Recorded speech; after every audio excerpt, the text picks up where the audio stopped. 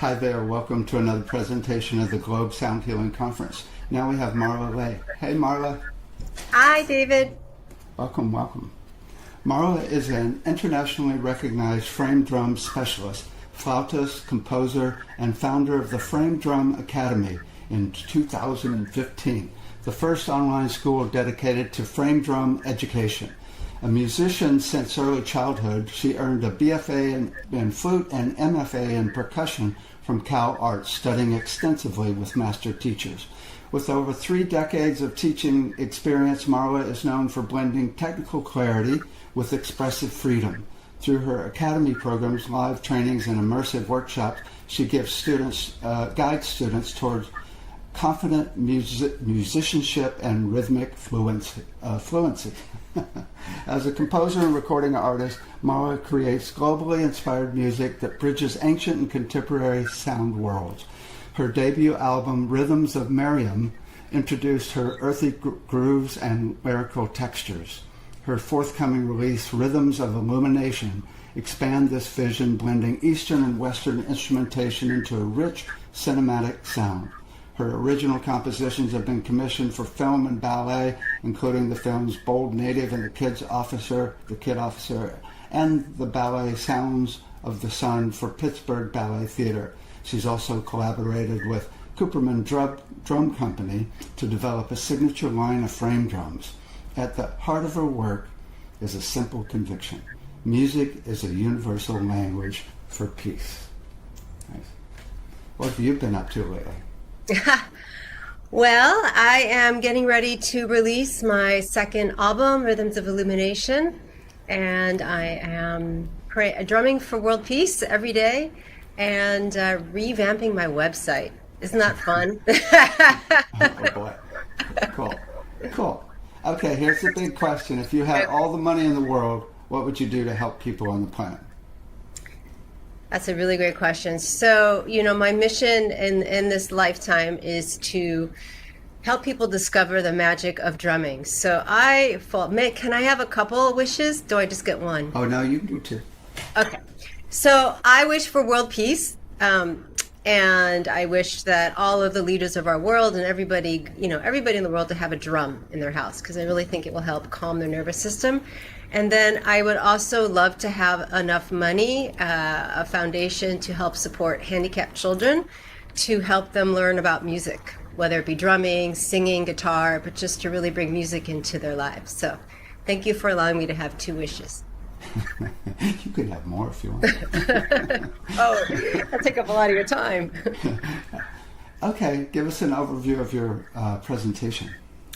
So I'm really excited about this presentation I'm doing. It's called The Art of the Frame Drum, Ancient Rhythms, and Awakening Music. And so in this presentation, I'm going to talk a bit about the history of the frame drum, because I'm sure some of you guys have never heard about the instrument called the frame drum, and it's a pretty special instrument, really, really wonderful to use for sound healing, and I'm going to tell you why it is. And then we're actually going to drum together. So I want to invite you to get a drum. If you don't have a frame drum yet, you can play on a book or a box. No excuses, everybody has a box in their house. So we're going to learn a really fun Moroccan rhythm. Moroccan rhythms are known to be trance-oriented, so I think this would be a really appropriate rhythm to teach with this community. And then at the end, I'm inviting you to listen to one of my compositions that's not yet released to the public. It will be, though, soon. It's called Grounding, and that's tuned to the love frequency. So we have lots of different things waiting for you. Great, let's check it out. We'll talk on the other side here.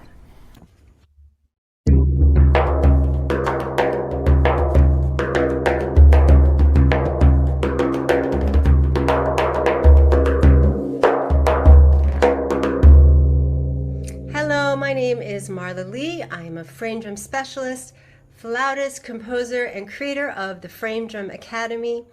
And I'm really excited to be here on the Sound Healing Summit to share with you the many reasons why the frame drum is a wonderful instrument for you to add to your sound healing practice. So I'm going to share with you the history of this instrument, and then I'm going to share with you a few playing techniques. and a really cool Moroccan rhythm. I'm also going to share with you one of my songs that I composed that is in a healing frequency called the love frequency. And I hope you will stay with me through the end of the training. And so I will begin with talking about the history. So the frame drum is an instrument that not a lot of people know about. So it's so interesting because growing up, we hear about the drum set, right? We hear about marimba, we hear about all these kinds of percussion instruments, but we do not hear about this in school. You have to run into it in your life, right? It just finds you.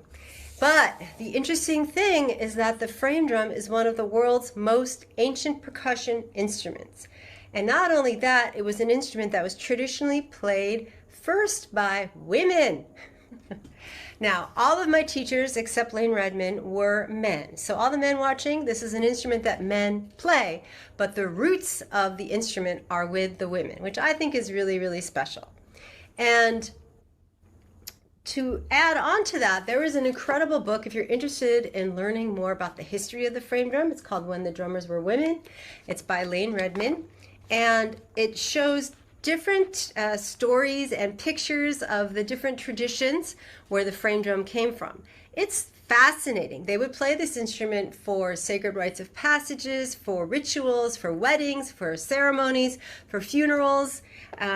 It's just fascinating. And we're talking about an instrument that dates back to as early as 5200 BCE, right? That's pretty old. So when we look in her book, like I could just pick a random page, right? And we can see in the ancient images, for example, this is, this side. This is Cybele, the Greek goddess who played the frame drum. You can see in her right hand, she's holding a frame drum. You know, what's the date of that? You know, it's so ancient. It's pretty powerful. Here is a figurine from Tunisia, the early 6th century, right here. Right here, you see how she's holding the frame drum, right? We call that style the upright style, where we hold it up like this. And this book is just filled with images and stories about how they use the frame drum. This is another image of Cybele, right here, circa 350 BC, right? Not last year. So again, this is a great book if you're interested in learning more about the history, When the Drummers Were Women by Lane Redmond. So we're working with a very, very ancient instrument. Now, why have you never heard about it before? If this is your first time, it's because it's not talked about, right? Growing up, you hear drum set, you hear about all these instruments, but you don't, like I said, hear about the frame drum. And it also became a lost instrument. So, you know, the frame drum was being used in churches, and then it was too loud of an instrument, so they stopped using it. And so my teacher, one of my teachers, Glenn Velez, was really instrumental in finding these pictures. This is actually, Glenn Velez was her teacher. And he went to libraries about 25 years ago, 30 years ago, and researched this history and discovered that, you know, the frame drum was played thousands of years ago by all these different traditions.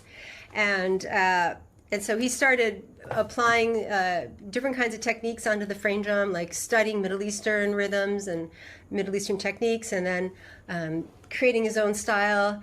And it's really special. So what's really fun about the frame drum is that it can be played in all different styles, and there is a lot of freedom with this instrument. So how many of you guys studied classical music? Right? There's such a beauty in studying classical music, and I started studying classical music when I was 3, a piano player, and then I got really serious into flute when I was around 8, and I never stopped studying the flute until about a couple years ago.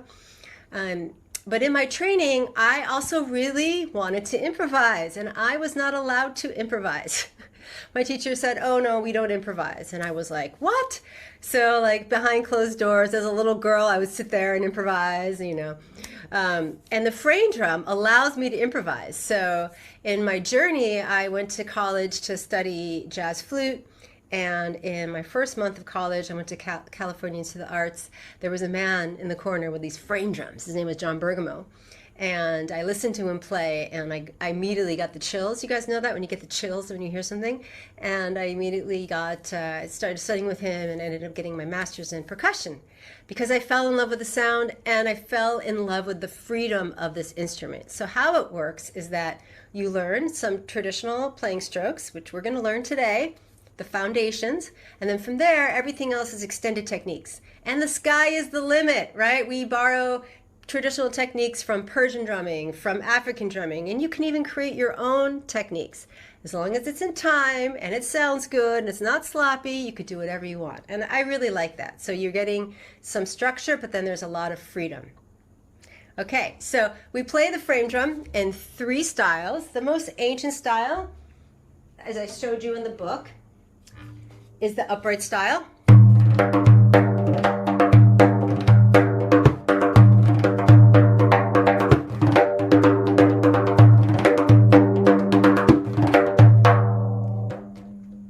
And this is a really great style if you like to dance, if you like to move your body and play music, if you like to sing into the drum.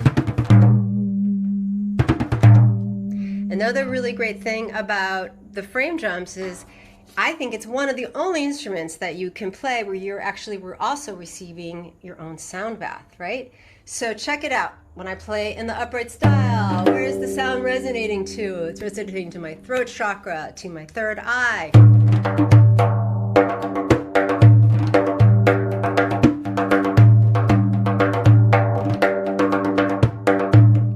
So it's really great if you want to work with opening up these areas. You could play in the upright style, and yeah. So this is the upright style, and then we have the lap style, which is beautiful because there's a lot of freedom in the playing.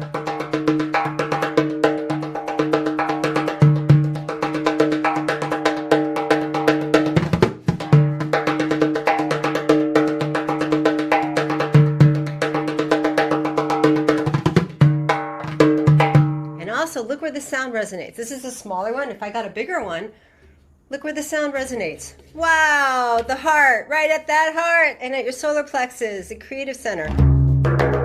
So even just picking up the frame drum, doing a few dooms, which we're going to learn in a moment, it's just going to be so healing for the heart, right?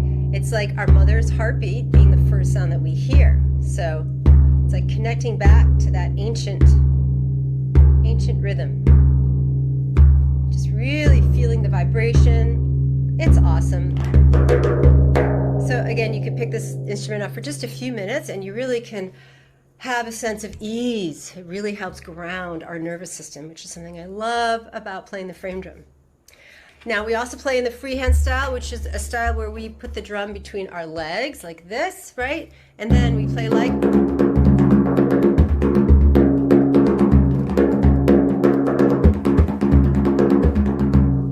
Now this style is really great for the root chakra, right? It's like, right, grounding us and bringing more stability into our lives. So you're playing music with a beautiful instrument, but you're also getting a personalized sound healing every time you play. And I just think that's a really special thing about the frame drum. There might be other instruments that do that, but the frame drum surely does that with the 3 styles that we play in. So now I'm going to teach you guys some music. Now I want to invite you to get a drum. If you have a frame drum, great. If you do not have a frame drum, you could get a djembe. A djembe you could put on your lap. If you don't have a djembe, you could play a darbuka.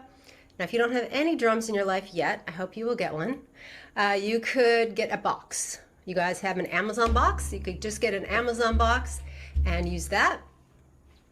And we're going to work with learning to play in the lap style. And we're going to learn some traditional Moroccan rhythms because they are beautiful and they're healing trance rhythms, which I think we all could use some right now, you know?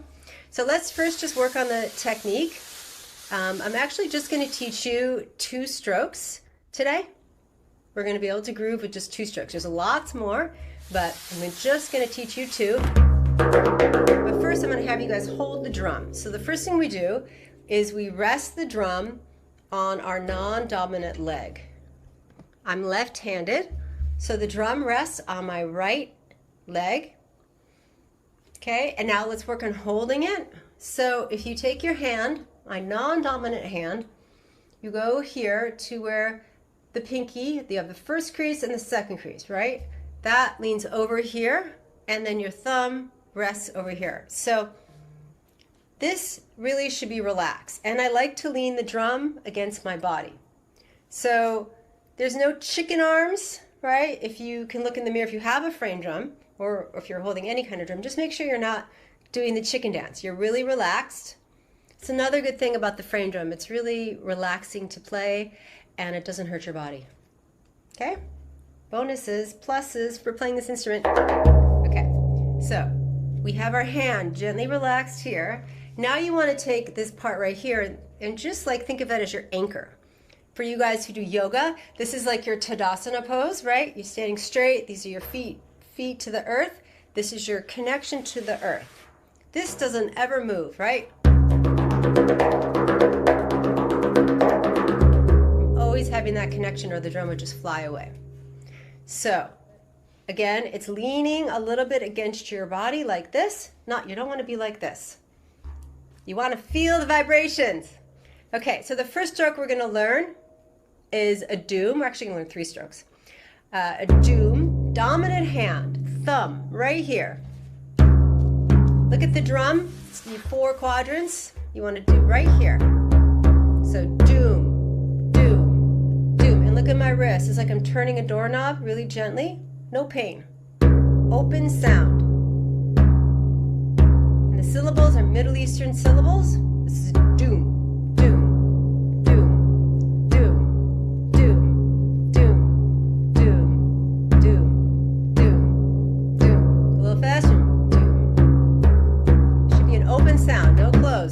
Choked. Deep breathing.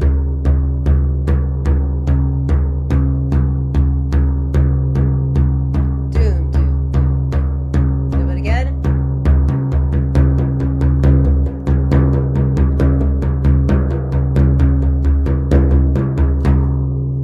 Shake out your hand. Okay, the next stroke we're going to learn is a close stroke. So here was our open, doom. The next one is a pa.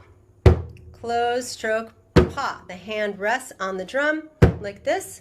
So open, doom, close, pa. Play this with me. And open, doom, close, pa. Open, doom, close, pa. Doom, pa. Doom, pa. Doom, pa. Doom, pa. Doom, pa. Doom, pa. Doom, pa. Doom, pa. Okay, so now we have 2 strokes we just learned. Now we have one more. Non-dominant hand, ring finger right on that rim. Cut. Now you see where my finger is? It's right on that rim. It's not down here. This allows you to have a really nice crisp sound.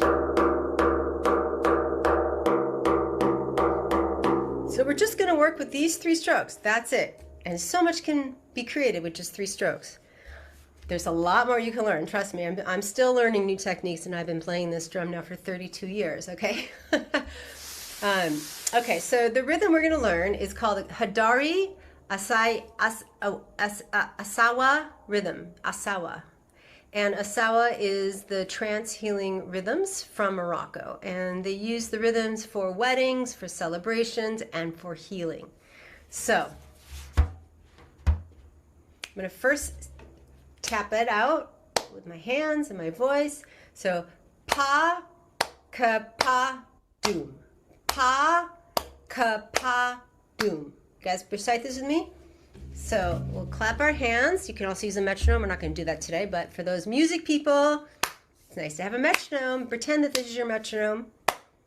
Pa, ka, pa, doom. Pa, ka, pa, doom. Pa, ka, pa, doom. Pa, ka, pa, doom. Pa, ka, pa, doom. Pa, ka, pa, doom. Now to your drum. Pa, ka, pa, doom. Pa, ka, pa, doom. Pa, ka, pa, doom. Pa, ka, pa, doom. Pa, ka, pa, doom. Pa,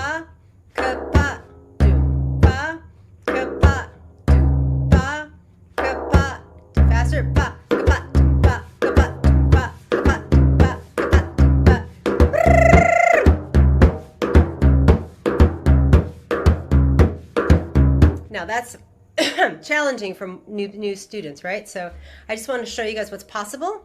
So that's the first rhythm. Then we have some variations. Pa, ka, pa, doom. You guys know that. Pa, pa, pa, doom. So pa, ka, pa, doom. Pa, pa, pa, doom. Pa, ka, pa, doom. Pa, pa, pa, doom. Pa, ka, pa, doom.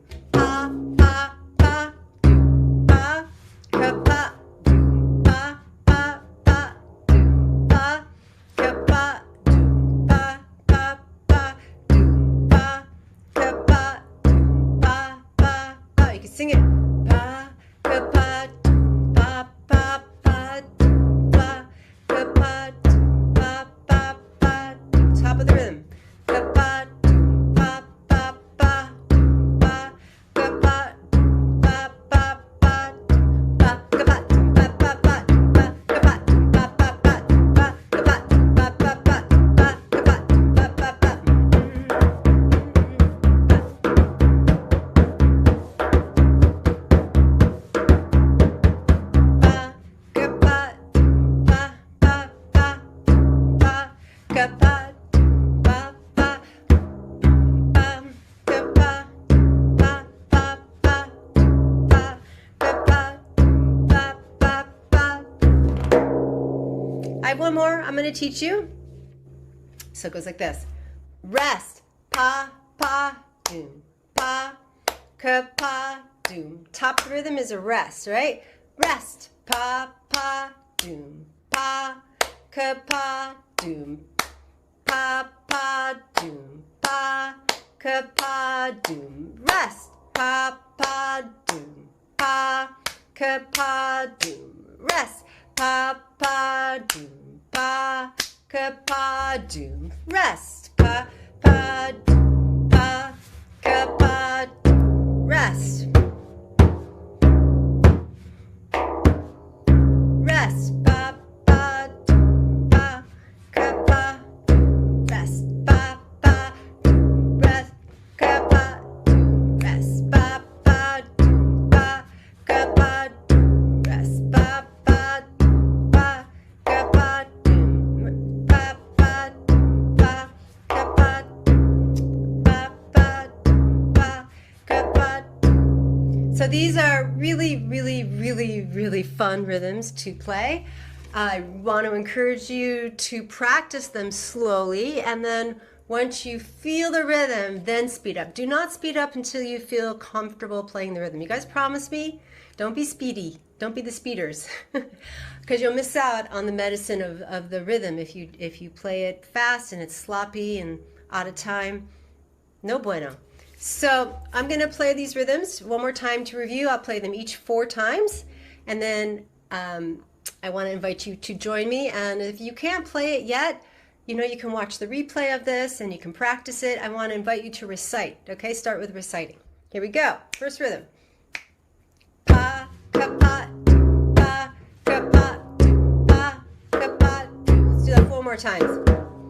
Pa, ka, pa, do, pa, ka, pa, do, pa, ka, pa, do, pa, ka, pa. Second rhythm. Pa, ka, pa, do, pa, pa, pa, do, pa, ka, pa, do, pa, pa, pa, do, pa, ka, pa, do, pa, pa, pa, do, pa, ka, pa, do, pa, pa, pa. Third rhythm. Rest. Pa, pa, do, pa, ka, pa, do.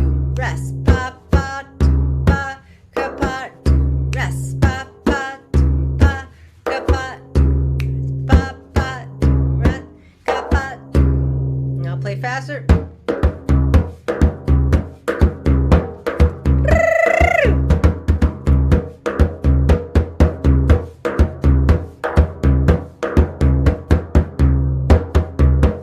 Last one. Rest.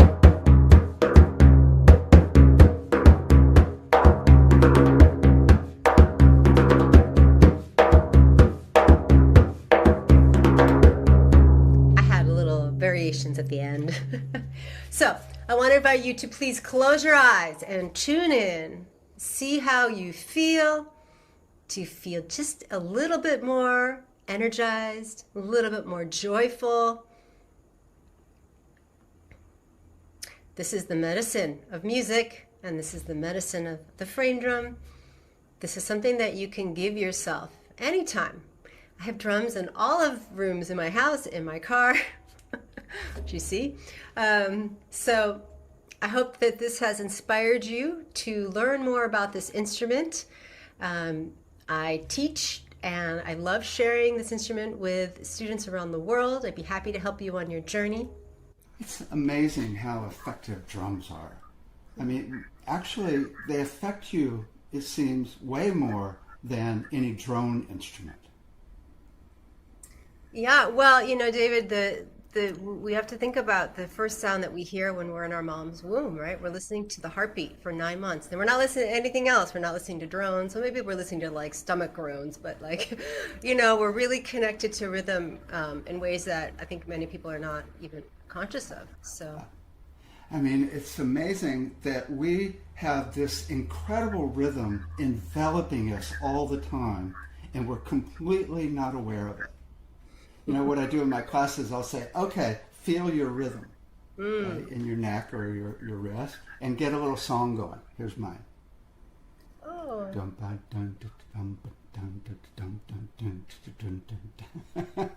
Right? And that rhythm is transmitted electromagnetically through the whole room where you are. So everybody's getting your rhythm, but we're so unaware of it. Yeah, and you know what's really funny, David? Do you have a dog? Oh, no, I got a kitty. Okay, well, it's fun to listen to how the animals drink water because I had a dog for a while, and Bentley, he always drank in 7-beat time cycles. I don't know what it was. It's like because once you start to awaken rhythm, and you start to hear it everywhere.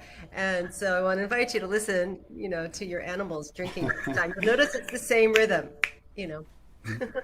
So what we do is we find a person's rhythm of their heart and brain here.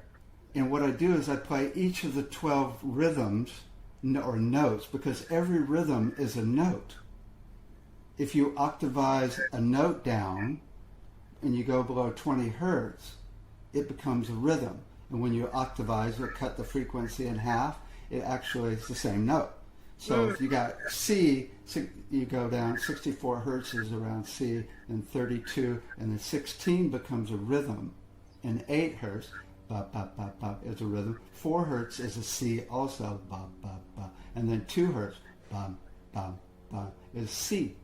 Wow. So every rhythm is a note. So we find the rhythm of your average of your heart and brain by playing all the different notes and rhythms and seeing which one makes you the most peaceful. You're around a D sharp or an F. How did you find my rhythm? Well, the first thing I look for is body type and how fast the person talks. Uh-oh. And their energy. My New Yorker coming through. Can you hear me? No, you're just people that have a faster metabolism are a little thinner. People that have a slower metabolism are a little more heavyset. Not always.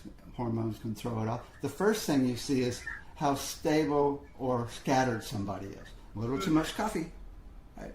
Or spiritual leader, right? The second thing is how fast somebody moves and how fast they walk, how fast they talk, and how fast they breathe.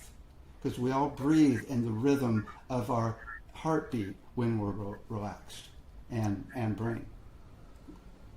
That is so cool. So you said, and how did you get that I was a D sharp? It was a D sharp, C sharp D? Well, I've been doing it for about 15 years, so I've gotten really good. So you're definitely a faster metabolism.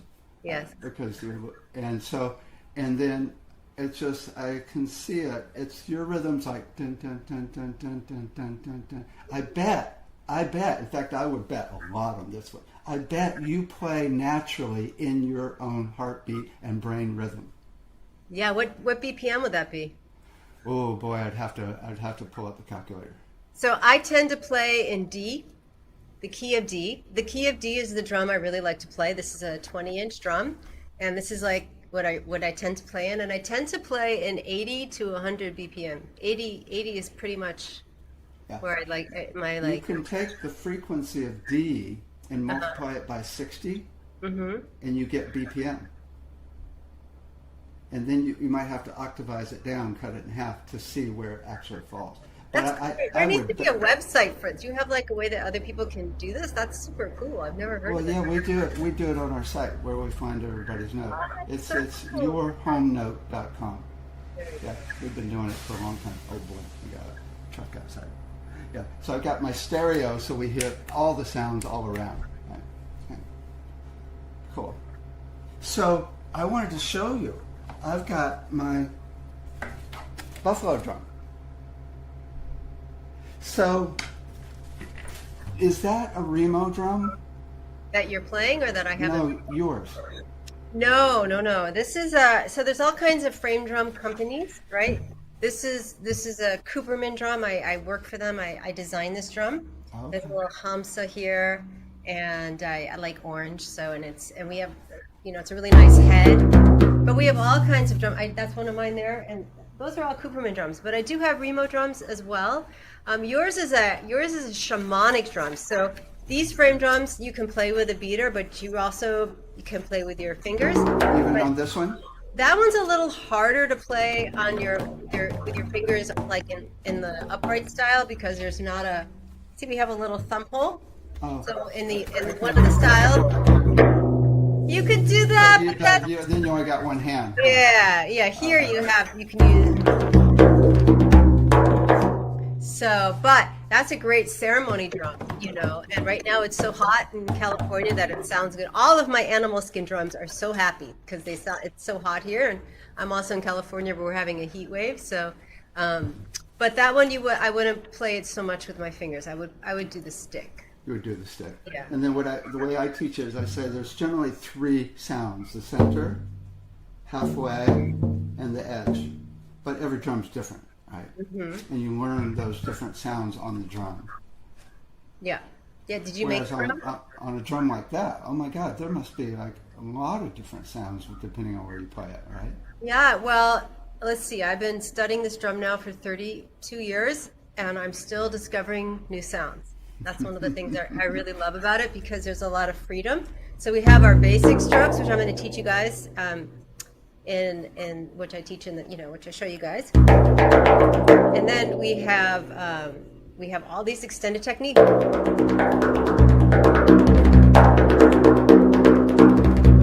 That's from Persian drumming, the snapping. We have Indian from North Indian tabla, South Indian kanjira. It's really fun. We get to borrow all these playing techniques from different drums, and you can It's very, very fun, very, very creative, and it's endless. What's a good way for someone to learn stable rhythm? Well, they have to make friends with a metronome. Mm-hmm. What is your thoughts on a metronome, David? Do you think a metronome? Do you use metronome when you teach? Oh yeah. I mean, I like to use it when I do all my recordings. I've got like 150 CDs out now, and so because my rhythm sucks. Right, and so I really need, and I want to do editing. When you play in time, you can edit. Yeah, well, that's great. I really think the first thing to develop rhythm is to work with a metronome and to not just put it on, but to really listen. Right, like listening is so important. So I think studio is the best way because in the studio you can see the wavelengths. You can see exactly if you're on, in time or not. So, but in the beginning, just putting a metronome, playing along, and really listening to make sure you are in sync. And then if you do have a recording studio at home, I recommend recording yourself and seeing if you really do line up. That's a really fun music nerd challenge because sometimes you think you're rushing. But you're not, or sometimes you think you're dragging, but you're not, or maybe you don't think you're rushing, and then But I think that also, using a metronome is also like psychologically an amazing thing because if you tend to rush, you tend to be somebody in your life who rushes, right?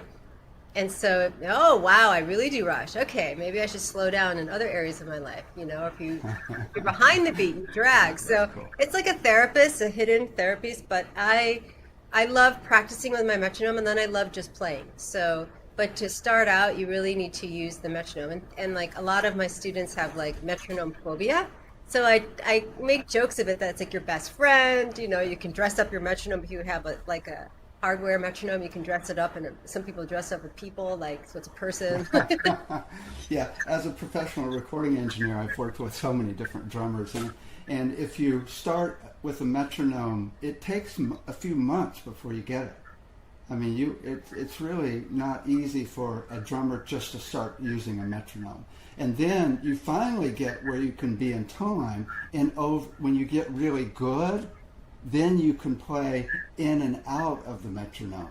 But isn't a drummer like trained? Because I mean, all music training I know about, people are trained with metronomes. Well, no. There's a lot of drummers. I've worked with so many drummers that have never used the metronome. Wow. They're just rock and roll drummers, right? Wow. Okay. And then, but they might have played with it some, but when they go to record, it's like kind of throws off their groove. Got it. Okay. Until they get really good. I've been with like amazing studio drummers where they can actually create a groove around, up and down, below, and above the actual metronome. And actually, I have one of our test questions in our classes is, what makes a healing rhythm? And it's one that breathes. They've actually found that a drum machine or a metronome, if you're perfectly on, it's actually stressful for the person. Oh. Because we all naturally breathe a little bit, faster and slower. And that's where our energy comes through. But also, I think it's working with the metronome so much that you don't get stressed out by it. It becomes this. Yeah, that's the deal. This underlining, I love, I'm such a nerd. Like I like to take my JBL speaker and put the metronome on really, really loud, and like I feel like it's like the heartbeat. And I do that sometimes, and then I stop, and then I don't want to hear it for a while. But like when I really working on, and you go slow, and you just really, it's so good for the brain. So. But One thing that occurred to me that I've never done actually, and that is to actually do either a 4 or 8 beat breath. So like in. Yeah. And out. Or 8. Oh, that's really slow. Yeah, breath and drumming. And then out, right? And then it gets your whole system totally entrained. Yeah. To that piece of the breath. That's a really great practice. That's a really Cool. great practice. Well, this is fun. Thank you for what you do. So we're going to play the recording. We're going to have you introduce it, and then we'll end with that of your latest song. Thanks. And I wanted to leave with sharing one of my songs called Grounding.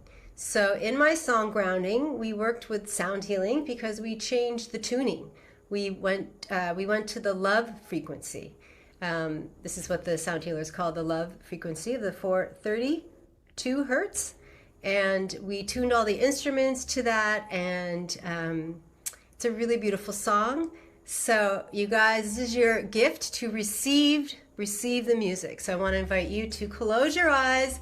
If you have headphones, you want to put them on. We have a lot of beautiful mixing that happened on the song. And I want to invite you to just relax and take a journey. Let yourself just go into the music. And notice, do you feel a shift because of the tuning? Can you tell that there is a difference in the tuning? I can hear it more in the instruments. So we have mandol, Afghan mandol in this song, and we have viola. And I can hear it. I can hear this shift in the tuning with those instruments. I'm wondering if you guys can hear that. All right. I hope you enjoy.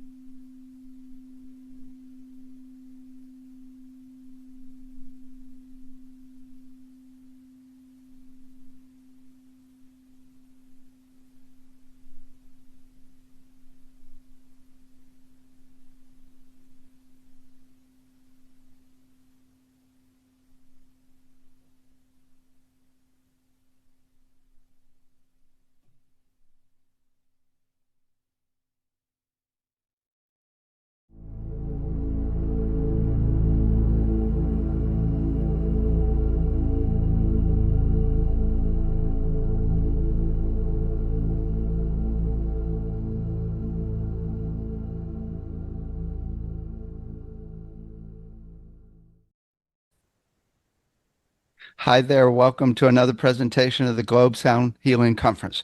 Now we have Garnet Dupe. Hi, Garnet. David, thank you, my friend. I'm happy, admittedly, kind of excited and honored that you're inviting me into your community. Thank you. Welcome. Garnet is a Canadian innovator and the visionary behind Neurovisor, a breakthrough light and sound technology supporting brain wellness and enhancing creativity. With a unique interdisciplinary perspective spanning consciousness exploration, neurological science, neuroplasticity, and brain signal variability, Garnet has spent over 4 decades bridging ancient wisdom and modern technology. Driven by an insatiable curiosity and a profound respect for both science and nature, his work empowers people to cultivate adaptability, clarity, and mental resilience. Garnet has been a Berlin TEDx speaker as well as a keynote presenter at international conferences for years. What have you been up to lately? Oh my God, who is that guy anyway? I'm happily here in northern Thailand. I mentioned to David earlier, I've lived here for about 20 years. I am Canadian born, but lived around the world. I have a beautiful, unfortunate, beautiful mountain rainforest home up here outside of Chiang Mai.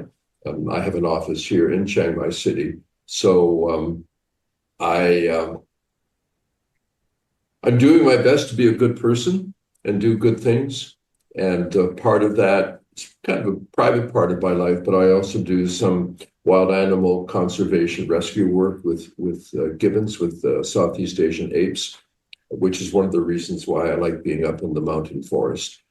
But I also love creativity. I'm dearly attached to consciousness and awareness. And this has brought me right back into a chance to be with David and people like yourselves because of the blend of neuroscience, technology, consciousness, well-being. It just seems to be one thing. And I find my purpose in it. That's why I like to get up in the morning. Excellent. Okay, there's the big question. If you had all the money in the world, what would you do to help people on the planet? First of all, no immediate answer comes to my mind. I do have a profound respect for traditional lineage. And in as much as I'm very supportive of innovation and creativity, it's kind of one of the things I do. I also recognize that wisdom does grow in civilizations, and sometimes it can be lost. So I would use money in good part to support some traditional lineages, whether you think of it as indigenous people or traditional spiritual practices. And I'm unfortunately a sucker for protecting animals, so I would probably do my best to do some conservation work. I would try and talk you into doing a lab. A lab. Okay. Clinical Just study. twisted my arm. Right. I mean, it's like, let's figure out even more detail about the brain and consciousness. Yeah. Okay. So in honesty, David and I are new acquaintances becoming friends. I'm aware of his work. He's becoming aware of mine. But I believe maybe I'm projecting that we have a common interest or passion, and it is how can we support in safe, efficient, effective, non-invasive ways improved consciousness and well-being. Whether you call it spirituality, whether you call it health, doesn't really much matter. So to me, we're at an extraordinary point where, okay, David works primarily with sound, plus more things. I work with sound and light. And sound is so much more advanced because of it being mechanical vibration over time, percussion, strings, wind, everything. But something has extraordinarily happened is this thing called electricity and electronics. So now people working with sound can have mechanical vibration, bowls and instruments, but all classic, but also now completely new and innovative ways of using electronics to create sound. That same beautiful innovation is also creating a bridge into light. It's very difficult. Mechanical vibration is here. Radiation, electromagnetic radiation, has been very hard to manipulate. Now with electronics, we're beginning, and this is where, my sandbox, where we're able to begin to manipulate light with the same innovative, curious, beautiful, creative consciousness that we've been manipulating sound. So I think, like right now with the light technology, which is what I work with, it's a thing that goes on the head, that in sound, like the Moog synthesizer, I don't know, David, you're so skilled in this. Roughly the Moog showed up in like the early 60s, 63, 64, something like that.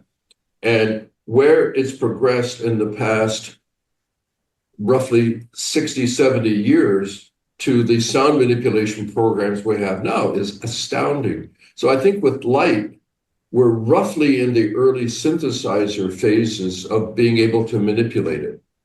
But it's not going to take us 60 or 70 years to get as far as sound. I think we can probably do it in the next 3 to 5 years because of computation power, AI, miniature electronics. And I think the only thing that it needs is it needs people like us to be inventive, to be creative, to push it forward. And one of the reasons that I'm quite encouraged to have the chance to do some collaborative work with David, which we're looking at right now, is because the things we've learned about consciousness and sound and the brain, we can quickly begin to at least, maybe not apply, but correlate with what happens with light. Because I do believe that they are lovers. Call it yin and yang, call it solar and terrestrial. The fact that our brain, our human brain, is dedicated anatomically to about 30% just for vision processing. So I'm excited about this because I think we're right on the cusp of something not only beautiful, but precious, but helpful. Nice. So in your presentation, you just get into way more detail, right? Mm-hmm. Yeah. Let's go ahead and check it. Go ahead. Well, okay. Yeah. You want to give an overview, or you want to jump in? Okay. Okay. Context that I believe now with the evolution in technology for sound and light, with the instruments, there was no saxophone music before the saxophone instrument. I'm sure the musician had this gut feeling that they wanted something like, more of a growl, more kind of sensual something, but they just had a flute, So somebody, Adolph Sax, decided, I'm going to make this curved instrument, so the sound is going to be different. So now we have saxophone music. And look at all, other than the human voice maybe pounding on your chest, we've developed technology that enables us to express something. And the same thing now with light. And at the same time that our technology is evolving into electronics, so is our neuroscience evolving. So what I tried to find, what would be a common ground for a presentation in your conference. And because so many of the people are expert in sound, and here I am bringing in the concept of light with sound, I thought, well, where is the meeting place? And the meeting place is the brain. So I think that using contemporary neuroscience to the degree that it's developing, and it's quite impressive, let's have a look at the meeting point of sound and light in the brain. So try to understand kind of how the brain works with information, how the brain learns. When some information comes in, how can we take the best way to communicate with the brain-mind? So my presentation, I took a little bit of a risk, but I thought instead of talking about sound or talking about light per se, let's talk about where they could or should or probably meet. Let's learn a little bit more about the brain. That was my risk, David. Right. Let's check it out, and then we'll talk on the other side. Beautiful. Thank you. Okay. Hello, my name is Garnet Dupe, and I'm the inventor of the Neurovisor device. It's a light and sound wearable device, and we'll be talking some about today. First of all, before I begin, I want to thank David Gibson. He's been very open-minded and generous, offering me a chance to spend some time with you today. I've had an exciting and interesting opportunity to spend a bit of time on screen. I'm here in Thailand with David and beginning to understand and explore what he has done over quite a long time with the extraordinary stimulation in sound. I work with sound and light, so this presentation might be just a little bit different from the others. David also has been very generous in allowing me to speak for about an hour, so settle in. I'm hoping that it's going to be interesting for you. I'm very happy to be here. So again, thanks to all of you, and especially thank you, David. Sound and light meet together in our brain. So before we go into more detail, I'd like to create a little bit of context, at least context from my point of view. Neuroscience has really done something extraordinary in the past 10, maybe 20, but I'll say 10 to 15 years. Things that have made a huge change. And the two areas that have emerged that are making change, one is the concept of neuroplasticity. The other, the scientific exploration of consciousness. Now, it wasn't long ago that neither of these could be found in academic or scientific research. Neuroplasticity, the idea that our human adult brain can actually keep changing in positive ways, ways that we thought were not possible in medical science. So that's very encouraging, especially for all of us adults. The other is the final lifting of the taboo on the scientific research into consciousness. So I see it as a great opportunity for those of us interested in well-being, in the exploration of the intersection of science and perhaps spirituality or psychology, neuroplasticity, and consciousness having the chance to be respected for deep exploration. So there's another evolution that's been taking place. We won't go into the depth of it, but our approach to wellness, to exploration, to the human body, the human brain and mind has been for so long held in the, I won't say grip, that sounds too dramatic, but held in the perspective of biochemistry. Biophysics, sound and light and other things have been used to maybe explore or make a diagnosis, MRI machines, even old x-rays and so on. Now, things are coming to the point where there is some heightened interest and even respect in using biophysics as a way of influencing the body and mind. And I think this is a great chance for all of us interested in what we'll call biophysical or maybe vibrational or energetic experiences. I have a theory, my point of view, in reflecting back to how in evolution, when there are things that are growing and developing and evolving, I assume that at some point there's a certain amount of proximity. And if there's proximity, then there must be interaction.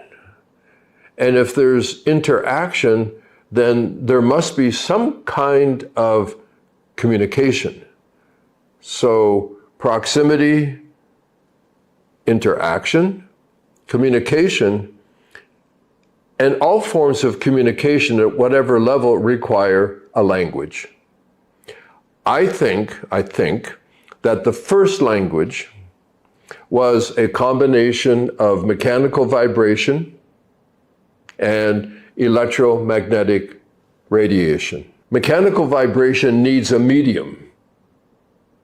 Right now with voice, we don't realize it, we understand it. It's actually the air vibrating between the source and your ear. So mechanical vibration, that's sound. Electromagnetic radiation doesn't need an obvious medium. It can cross what we usually call a vacuum. That radiation, light. So I think the first language for organisms at even a most primitive level, up to our more complex level now, that there's a language that is a combination, I'll take a chance calling it kind of a yin and yang complementarity between mechanical vibration, what we call sound, by the way, which is also interestingly heat, and electromagnetic radiation, light. So I think that light and sound are, if you don't mind the image, they're lovers. They complement each other. The light we get from the sun actually helps to warm the earth, light and sound. So that's my point of view. Now, here we are. I'll accept, at least in my own mind, that this is true. How have we been able to use mechanical vibration over time to influence the organism and even influence the brain and mind? Notice how I'm sort of dancing around the brain-mind thing. Let's not go there. I have my own theory, but we'll skip it for now. So, brain and mind. One of the most, absolutely extraordinary creations as humans is this thing we call music. And of course, this is the domain of all of you practitioners. This is the domain of David's work and everybody else's work. It's in this domain of sound, constructed architectural sound, music in all of its different forms. We've been able to develop music into an extraordinary, beautiful, I don't even know, exploration and explanation, experience, expression. You know, there are so many things about music and sound. There was no saxophone music before the saxophone instrument. Now think about that. You know, the musician may have had that feeling, that him or that her that wanted that deeper, more sensual, kind of in your gut, heart sound, but maybe there was only a flute or a trumpet. So a person, his name Adolphe Sax, created this curved instrument. So technology enables the saxophone player to make music with the saxophone. So I can see how throughout our human evolution, we've been able to make instruments to create sound more easily because it involves mechanical vibration. You know, the thumping of the chest and even the vibration of my vocal cords. And then early drums and maybe stringed instruments. We've been able to work with first language in an impressive, potent way with musical instrumentation because it involves mechanical vibration. Now, these days, this thing called electricity and electronic instruments are pushing that evolution even further. Okay. So if light and sound come together to form first language, why is it that sound has evolved so gloriously? Well, I think it's because we could make instruments more easily. What could we have done with light? Well, we had sunlight, moonlight, maybe firelight, instruments to manipulate radiation creatively, expressively for consciousness and neuroplasticity have evaded us, as far as I know, in our apparently recorded history, until now. Now we have a technology that allows us to work with light with the same diversity and fascination and expression that we've been able to work with in sound. Now, we're not there yet, but we're rapidly advancing. So I wanted to create this perspective or this context: neuroplasticity, consciousness, biochemistry, biophysics, the concept of a first language, mechanical vibration, electromagnetic radiation, sound and light, and the fact that technology, instrumentation, is a big influence on how well we can work with this. Okay, so that perspective I'm inviting you to consider, so that as we go through these other topics, that we have that as a background. Okay, thank you. Next. Okay, so let's go into what I'll call the second part of the presentation. I want to introduce a concept.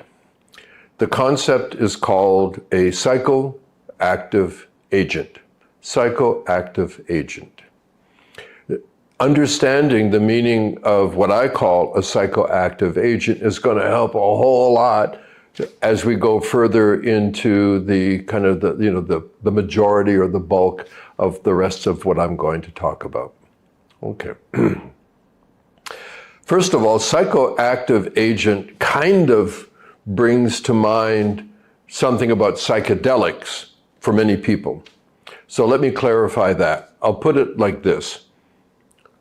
All psychedelic compounds, LSD, mushrooms, psilocybin, ayahuasca, whatever, all psychedelic compounds are psychoactive agents. I'll repeat it. All psychedelic compounds are psychoactive agents. But not all psychoactive agents are psychedelic compounds. So the concept of a psychoactive agent, agent has a different meaning these days with AI, but you understand, I hope, the concept. So what is a psychoactive agent? A psychoactive agent is any form of stimulation that triggers or encourages or supports a change in brain-mind function. That's a big category. Of course, I'll go back to that point. Dramatically, for those of us that have done psychedelic compounds, it can be quite impressive. There's no doubt about that, depending on dose and so on. More important, and we will be spending a good amount of time exploring the concept of the dynamism of the brain.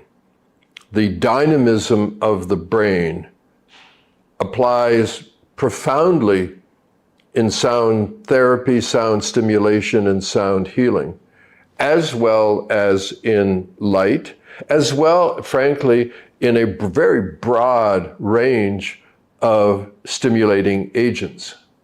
So a psychoactive agent has a position that is influential based on the nature of the brain.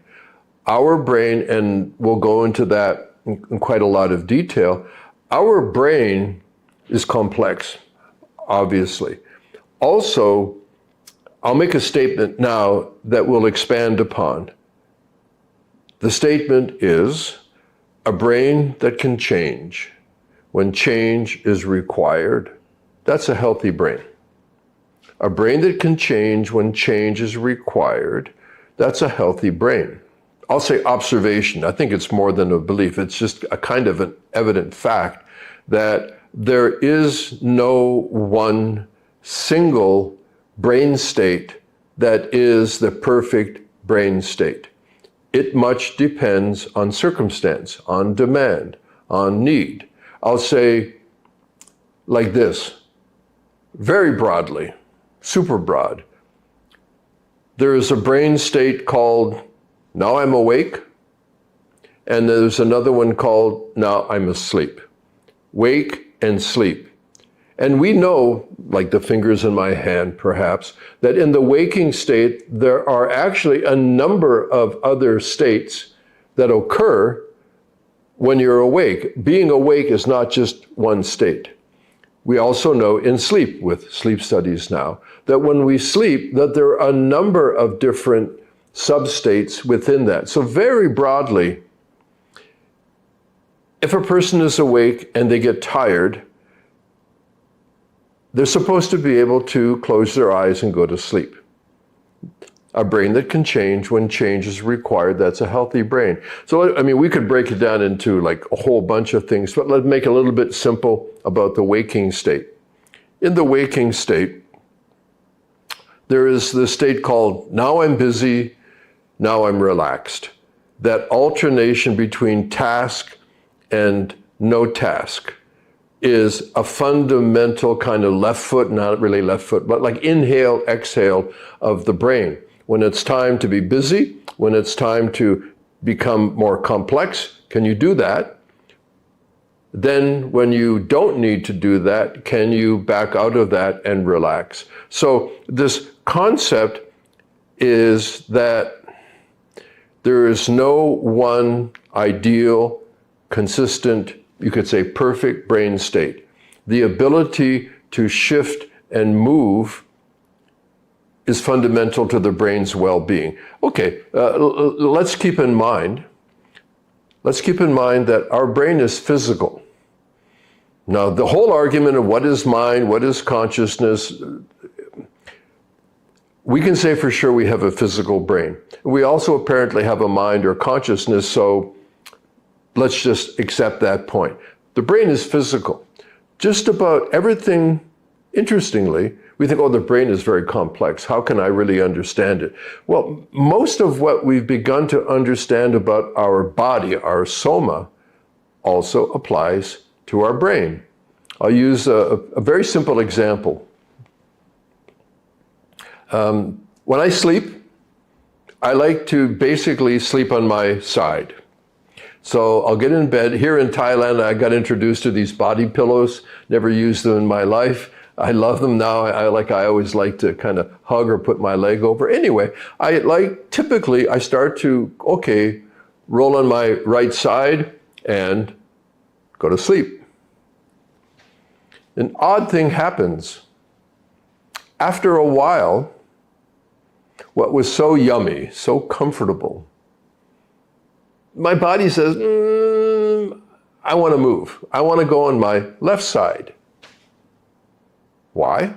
I don't know, blood flow, blockage, nerve pressure, I don't know. But the feeling is that I've got to go from my right side to my left side. To do that, a funny thing has to happen. I have to do this thing called rolling over. Perhaps you're thinking this is a bit absurd, but I'll make the point. The right side is a state of somatic certainty. Then it becomes uncomfortable. I have to go to my left side, but to roll from my right to my left, I have to go through this uncertain state called rolling over. Now you think, well, you know how to do that. Yeah, when you start to do it, you have a prediction of how it's going to go, but then your leg gets caught in the blanket or the pillow moves or something happens. So the body goes through this exploration stage of, I know what I want to do, but I don't know exactly how to do it. I tried it, it didn't work. And it's not chaos, but it is quite uncertain and only partially, it's like a probability state. And then I finally end up on my left side and I settle back into certainty again. So what we'll see as we go along here, and I believe this is absolutely fundamental in the process of brain influence, mind influence from any psychoactive agent, sound being one of them, light being another. I like to put them together. How to work with certainty, uncertainty, and certainty again.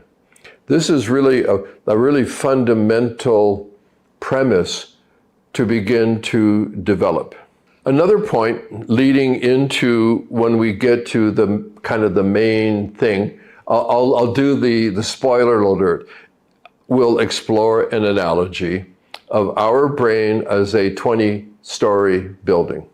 So that's where I'm going with this, because that analogy allows us to explore a lot of detail that otherwise may just seem too abstract or too technical. So our brain has the ability and capacity to make adaptive change. That's the whole premise in neuroplasticity, that things work up until they don't, and when they don't work, then we have to adapt and change to make them work again. Now, whether you call that adaptation, or learning, or growth, or survival, they're pretty much all different perspectives on that very same concept.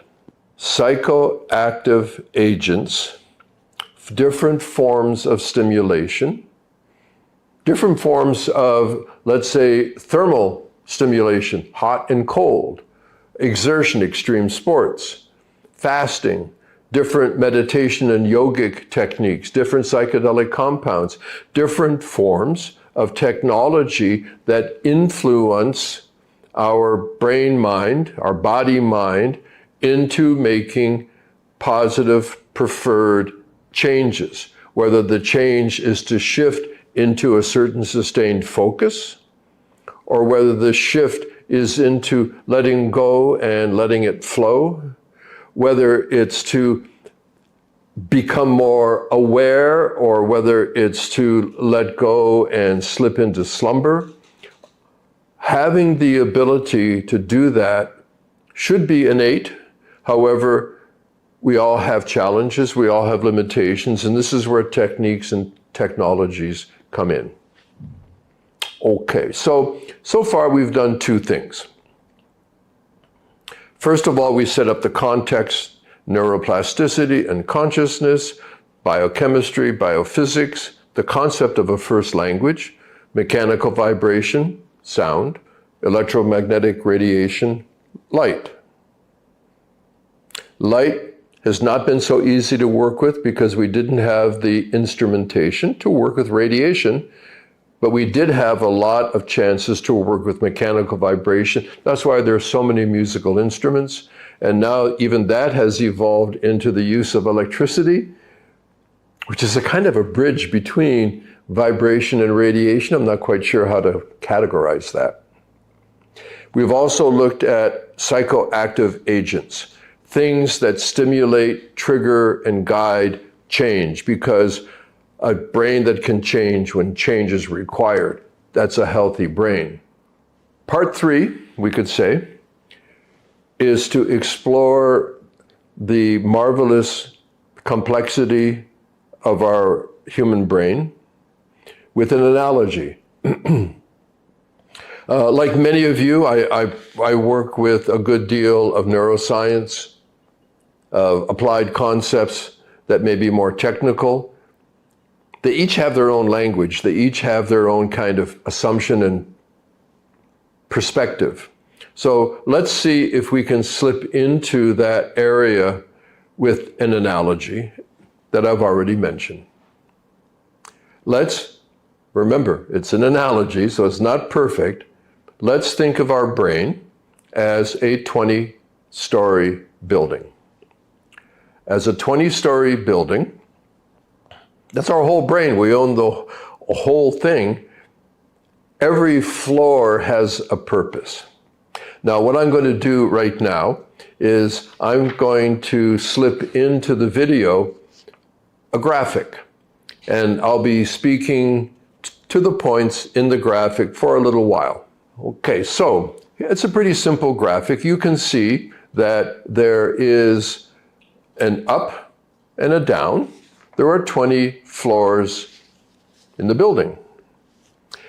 I'll repeat, every single floor is normal, natural, and healthy. There is no one floor that is the floor you want to be in all the time, although there is a special floor that we'll talk about. So, if you see the diagram, you'll notice that at the top there's a number 1, and at the bottom there's a number 2. Let's start at the bottom. Maybe it should have been number 1. At the bottom, all of those floors by degree are devoted to more stable neurological experiences. That's where things are more predictable, more stable. The upper floors, that's where that number 1 is, these are far more flexible. They're far more dynamic. Now, it's a 20-story building. There are stairways that connect every floor. Fortunately, we have a very good elevator. We have a quality of consciousness that's also rooted in the neurology. We have a quality of consciousness, I'll take a big risk, I'll call it our mind. big topic. So the elevator that moves up and down is the activity of what we'll call the mind. You know, we have an extraordinary organ in our skull, but we don't feel it. Even in surgeries, if they cut the head open, they can poke around. Interestingly, the brain that is supposed to be the center of, I don't know if it's the center, the main organ involved in consciousness and awareness, doesn't actually have any sense in and of itself. So you can poke it and you don't feel anything. So we have a brain. We tend to experience it as a mind. This is a big philosophical issue, so I'm avoiding that. But the elevator, I'm calling the mind. I call it the mental elevator, which you can see in the graphic. Right in the middle, that's the number 9. Sometimes we need to be in the lower floors. Sometimes we need to be in the upper floors.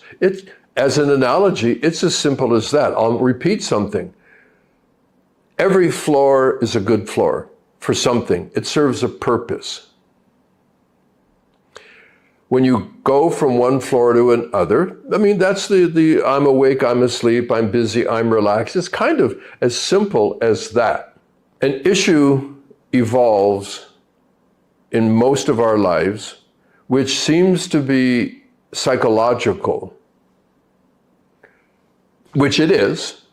But remember that, I don't know if remember, but consider that anything psychological also has a neurological. I don't believe in body-mind dualism. I'm not a Cartesian thinker in that way. I think that the two are not really two. I think it's one complex expression. So a little teaser on my philosophy, I guess. So this idea of being able to change when change is required. Like, how many people do you know, do I know, that can, on decision, go into a deep, conscious, relaxed state? What I see is often when we start to go out of task, out of being busy, into relaxation, we may not be able to maintain consciousness, that we get dopey, drowsy, maybe even go to sleep. We think that that is relaxation. No, not necessarily at all. The ability to go into a deep, relaxed, untasked state, but stay conscious, is a profoundly important skill that many of us haven't really practiced or developed very well. So the elevator to move up and to move down. What I was hinting at is there is a tendency, if you want to call it habit, which is not a bad thing. It's called learning, like riding a bicycle famously. But then there's also the more negative side of that, where it can become fixated. The way I'll say it in simplicity is that the brain can get stuck. The use of the elevator from floor to floor can be distorted for any number of reasons, so that when you need to go, you maybe can't go. This is something that I've seen. I expect you've seen the same. There are so many techniques, internationally and cross-culturally. There's so many technologies. These techniques and these technologies, in theory, they should work. They're supposed to work. Sometimes they do, but frankly, a lot of times they don't. So I think, well, this is a really good theory. The premise is solid. This technique, call it like breath work or meditation or whatever, psychological techniques even, they should work, but it seems like something gets in the way. And following my analogy, what's getting in the way is, again, it's an analogy, the elevator is not able to move freely up and down to the floor it needs to go to. It gets stuck. This is seen quite a lot in neurofeedback. Neurofeedback, I'm not a neurofeedback practitioner. I know people who are, and of course, neurofeedback has quite a number of different interpretations and techniques. But what is oftentimes seen when you look at the spectrum of brainwave behaviors, many people, many of us have what's called a fixated band, that we are kind of habituated, fixated. It's that rut in the road that the wheel always wants to drop into. And how to get out of that is a challenge. It's a challenge. This is why using certain psychoactive agents can be really, really helpful, really purposeful. In sound healing, you have such a broad range, some of it real basic and fundamental, some of it quite elegant and sophisticated, in helping people shift into a preferred state that for some reason, just on their desire or will or need, it's a little bit hard, or it's a lot hard for some of us, it's just downright impossible. So a psychoactive agency, from my point of view, shared with you, some element of first language is really powerful, sound or light, but there are a lot of other ones too. I think probably one of the best of all is the kinetics of movement, dance. Being able to dance to the music, I think, is a profound state shifter.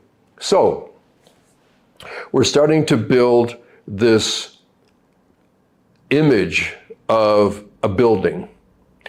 What I'm going to do now is use this image of the 20-story building, the upper floors being more flexible, the lower floors being more stable. Both of those things are good.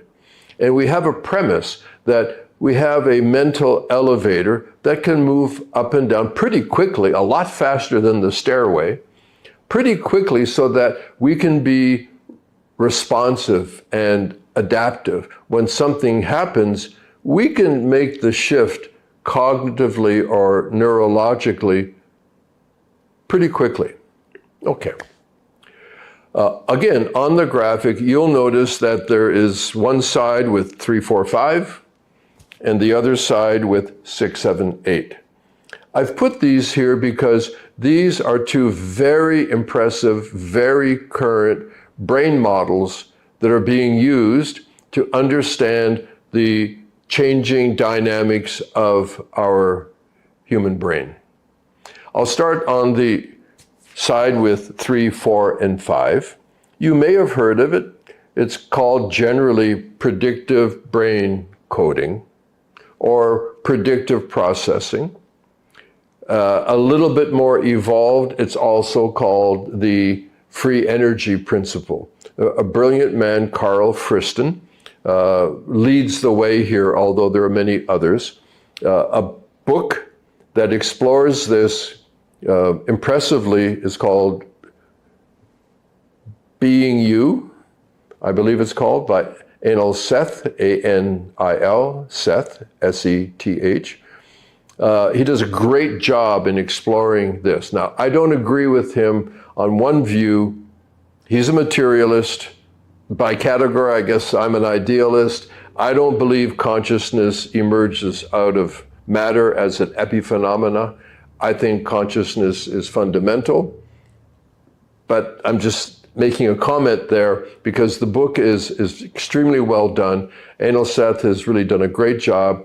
Just that one philosophical perspective doesn't fit with my view. But predictive brain coding. Earlier, I talked about laying on my right side and then my left side. The certainty of my right, the certainty of my left, and the uncertainty of rolling over. I'll make this as I think it's pretty true within a certain model. Our brain, mind, I'll speak in terms of the brain because there's no doubt we have one. Our brain is really uncomfortable with uncertainty. We want to know what's going on, why it's happening, and what we can do about it. Right now, wherever you're sitting, because I believe this is a virtual conference, great idea, David. If there was a big kaboom, we'd want to know, even without the thought, like, oh my God, it shocks us, it surprises us. And in that moment, we are uncertain. And what happens is we want to know, what is that? Now, if you want to get all Neo-Darwinian about it, you could say, and I think this is true, but it's an incomplete truth.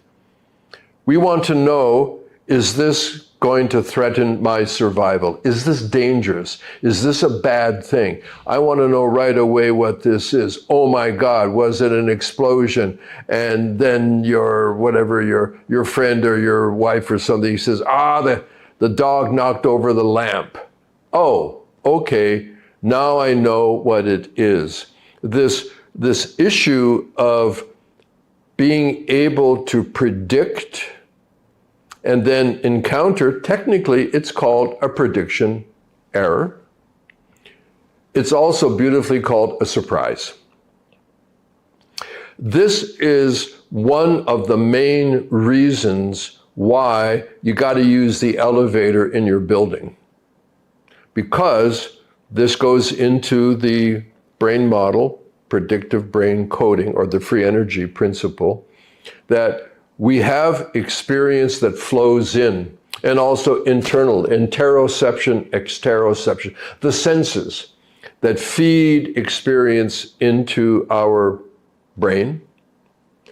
And whatever is of significance our brain stores, we'll call it the library of the past. We use that library of the past as a heuristic technique, a shortcut. We use impressions of the past to predict a future. And if that prediction is correct, keep on keeping on. I'll give you an example, and then I'll give you something about information. Here's an example. I'm in Thailand, as I mentioned. I live here. I love it here. I'm down in the city, but I have a mountain home, also up in the mountain rainforest. So I'm walking along in the forest, and I look down and, I see a snake. They're there. And I jump.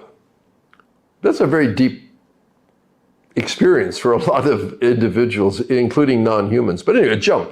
And then I look back down again. That jump was, I assume, a survival impulse. I look down again, and it's a piece of old garden hose. Oh. So I predicted that it was a snake.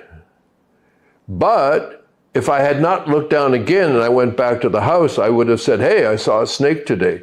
Guess what? It wasn't a snake. It was a piece of old garden hose. My prediction that this is a snake was wrong. It's called a prediction error, a surprise. What it did when I saw it, the shock, was it created attention. Attention. The experience of just being in the flow of what's happening, and something happens that catches your attention. That experience, that trigger of attention, is the key that mobilizes neuroplastic change in the brain. That is so fundamentally important to realize. That I mentioned information. This maybe will help. There is a polymath anthropologist, he's passed away now, an incredible mind, Gregory Bateson. He had a point of view, an explanation on what is information. I tried to understand, information age and, matter, energy, information, cybernetics and Shannon. It was very complicated. He made it easy for me. Well, yes, for me. He has two, what I call bumper stickers, very short statements. Information is news of change. Information is news of change, meaning no change, no news, no news, no information. So when everything is the same, it's very easy to predict what's going to happen next. Same. But if I have something that comes in, it's like, well, what was that? Information is news of change. The second thing is information is a difference that makes a difference. So difference, another way of talking about change, information is news of change. Information is a difference that makes a difference. That is, in my point of view, my understanding, the most targeted, simple, yet deeply profound understanding about how a brain can change when change is required. It has to be responsive to some kind of prediction error, some kind of surprise, something that comes along that shows you what you think and believe and act to be so is not so. Okay, so with this frame, when you bump into that prediction area, remember this is the 3, 4, 5 thing, the prediction error takes you up in the building. Your networked brain signal variability, we'll talk a little bit about that. That's when it's recruited. That's when you have to leave the stability to move into flexibility. That ability for the mind to shift from, yeah, I know what's going on, oh my God, that's not what's going on, something else is going on, what is it? That ability to move from certainty to temporarily into uncertainty can feel scary, but actually it can also be filled with delight. This is the trigger of neuroplastic change in terms of the brain function. It's also the dynamism in consciousness where the mind is able to rest in stability and learn behavior and also move into exploration and experimentation for new information.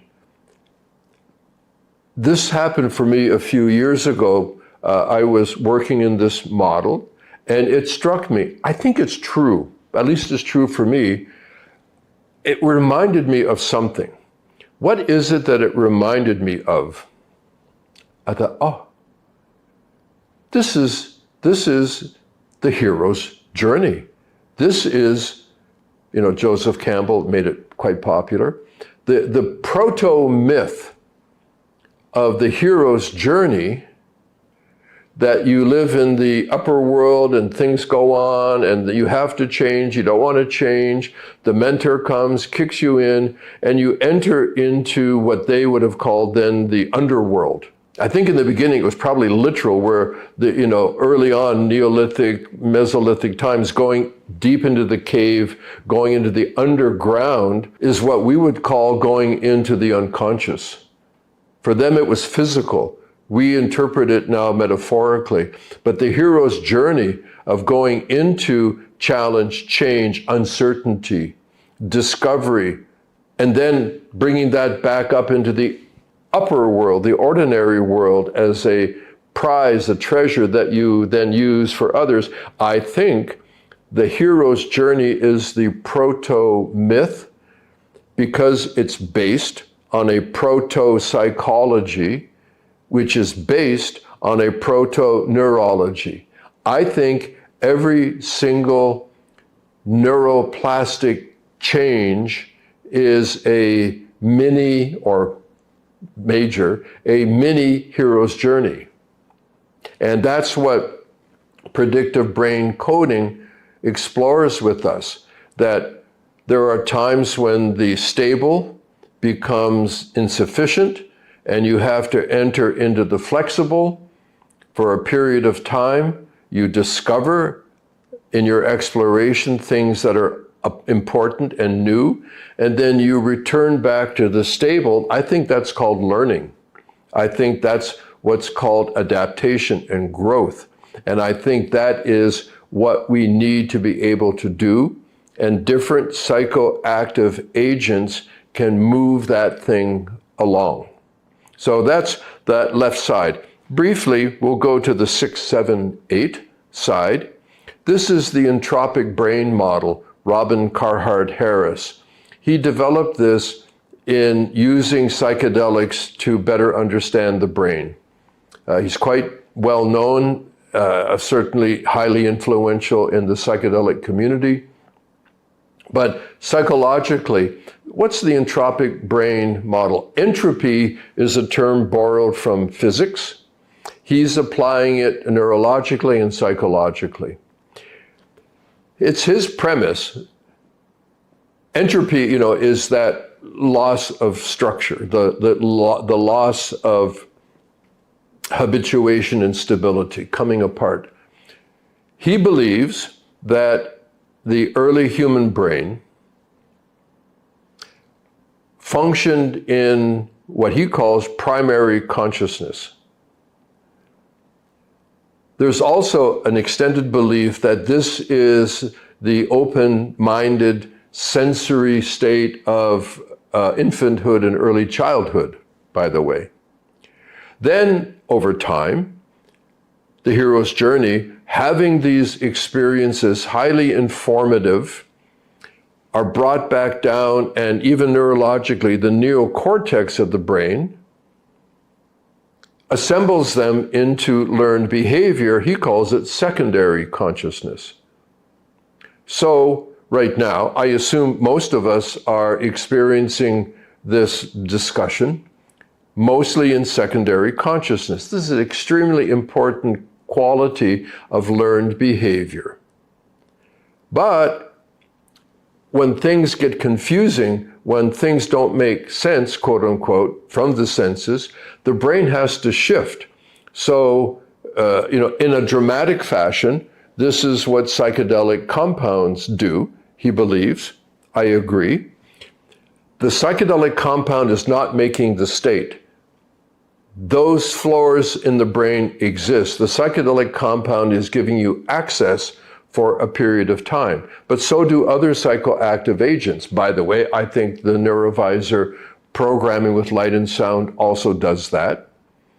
They all have different degrees of potency or dosage or time or even degree. So this ability to move up and down from the point of view of entropic brain theory is natural to the evolution of the brain, and we still have primary consciousness as a capacity. Meditation techniques, breathwork techniques, cold plunge, sauna, all these things, exertion, all have these characteristics that are innate to the brain. So what we see here is this factor of up and down. Also, and I'll kind of round this off, you'll notice there's a number 10. The term sweet spot of criticality this is a fantastic term that actually comes out of the neurology. It's the sweet spot of criticality. What does criticality mean? Critical, from physics, is when there's a phase shift. For example, here's ice. It's frozen. It's a solid. Temperature is increasing, and the ice is still ice, and then at a certain temperature point, a critical point, it melts and becomes water. So critical is that point when change happens. The change is building, and then the change happens. So the sweet spot of criticality. So remember, 20-story building, it's all yours, every floor is good, it's your brain. Where is your resting point? Where is that place that when you're not particularly in one or the other, where do you hang out? Where is your apartment in the 20-story building? Many would guess, well, it's at floor 10, because that's in the middle. That's a good balance of stable and flexible. Wrong. Actually, again, it's an analogy, so don't take it literally, but that in the analogy, the sweet spot of criticality, the command post, is around floor 15. Like, that's weird. Why is that? Maybe you've heard that our brain sits at the edge of chaos, or that the only reason as an organism we don't succumb to physical entropy is because our metabolism keeps us far from equilibrium. So why would you be sitting around the 15th floor as your get ready to act point? Because if something suddenly happens that threatens, you should be able to move into the flexible quickly. If you're down at the middle of the building, it might take too long to get there. So we can easily settle down into stability, but we need also to be very reactive to flexibility. So here we are. Here's this elevator, and later on your own, you can look at some of the terms: brain signal variability, uncertainty. The upper floors are quite amazing. The lower floors are very useful. They can be a little boring, perhaps. In the extreme, and I'll mention this before we move away from the graphic, if you're too much down, and this is the safety factor, this is the enclosure, the walls coming in. This is quite normal in advanced aging, unless you do something about it. It's quite typical of a trauma response, PTSD, that the too much time in the low stable can become rigid. So the stable can become rigid. Unstick a stuck brain oftentimes is getting you unstuck from the lower floors. Now, up high, I would say too many psychedelics. I've done enough of them in my life. They're always very good, but there is a limit, in my opinion.